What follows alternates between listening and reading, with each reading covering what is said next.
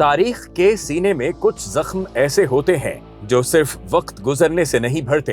بلکہ ہر گزرتے لمحے کے ساتھ مزید گہرے ہوتے جاتے ہیں۔ خلافت عثمانیہ کا خاتمہ بھی ایسا ہی ایک سانحہ تھا جس نے محض ایک سیاسی نظام کو نہیں ختم کیا بلکہ ایک پوری امت کے فکری، روحانی اور اجتماعی وجود کو جھنجھوڑ کر رکھ دیا۔ جب مصطفیٰ کمال اتا ترک کے ہاتھوں خلافت کا چراغ بجھایا گیا تو یہ صرف اقتدار کی تبدیلی نہیں تھی بلکہ صدیوں پر محیط اس وحدت کا خاتمہ تھا جو مسلمانوں کو ایک لڑی میں پروئے ہوئے تھی۔ اس لمحے نے تاریخ کا دھارا بدل دیا اور یہ واضح کر دیا کہ جب اقتدار کا مرکز بگڑتا ہے تو اس کے اثرات صرف ایوانوں تک محدود نہیں رہتے بلکہ صدیوں تک قوموں کی نفسیات، شناخت اور مستقبل کو بھی متاثر کرتے رہتے ہیں۔ سلطان عبدالحمید ثانی رحمت اللہ علیہ کے دور میں خلافت اگرچہ دباؤ کا شکار تھی مگر وہ ایک علامتی قوت کے طور پر باقی تھی۔ اس کے خاتمے کے بعد امت ایک ایسے خلا میں جا گری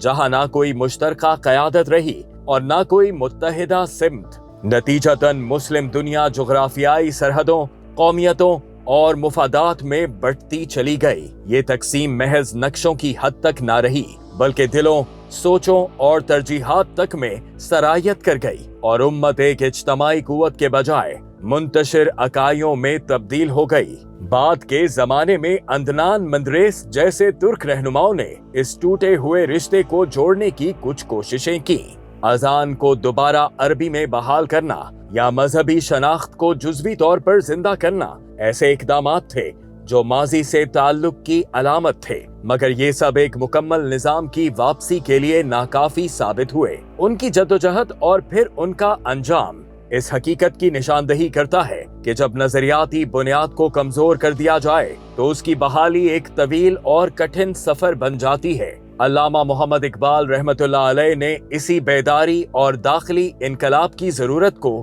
یوں بیان کیا تھا: اٹھ کے اب بزم جہاں کا اور ہی انداز ہے، مشرق و مغرب میں تیرے دور کا آغاز ہے۔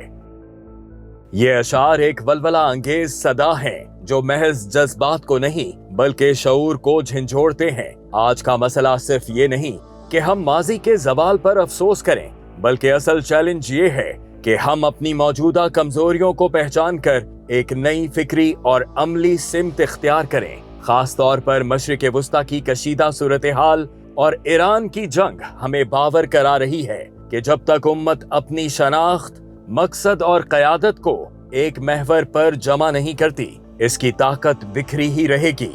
لیکن جب شعور بیدار ہو، فکر منظم ہو اور ارادہ مضبوط ہو جائے تو تاریخ کا رخ بدلنا ناممکن نہیں رہتا، اور یہی بیداری، یہی وحدت اور یہی جدوجہد بالآخر امت کو اس مقام تک لے جا سکتی ہے جہاں سے احیائے خلافت کا سفر دوبارہ شروع ہوتا ہے۔